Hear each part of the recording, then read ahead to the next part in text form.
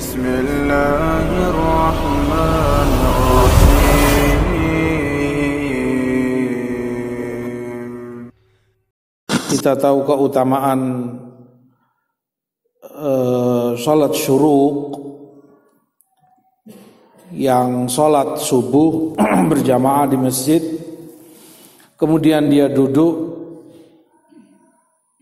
menyibukkan diri dengan tilawah Quran atau zikir atau yang semisalnya, bacaan Quran, doa, sampai terbitnya matahari plus ditunda, ditambah lagi 10 atau 15 menit karena awal keluarnya matahari syaitan keluar dan waktu yang dilarang untuk sholat, maka undurkan sedikit dari waktu syuruk untuk sholat.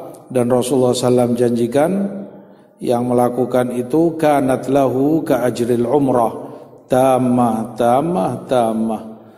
sama seperti orang yang melakukan ibadah umroh, pahalanya bahkan Rasulullah tekankan sempurna 3 kali, menunjukkan fadilah besar bagi yang duduk di masjid seusai subuh sampai syuruk kemudian sholat 2 rakaat sunnah. Tentunya hadis mengajarkan kepada kita beberapa lafaz hadis. Kana idza shallal fajr qa'ada fi musallahu. Rasulullah sudah sholat subuh duduk di tempat sholat beliau, di mana beliau sholat di situ. Artinya tidak bergeser, tidak pindah tempat.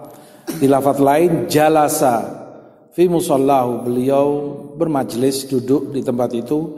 Bahkan lebih jelas disebutkan di lafaz lain juga sabata fi musallahu, beliau menetap di tempatnya, artinya enggak pindah dari tempat sholatnya.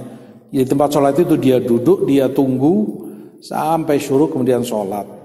Maka bagi yang mau sholat syuruk, usahakan sebisa mungkin jangan antum pindah dari tempat antum sholat subuh.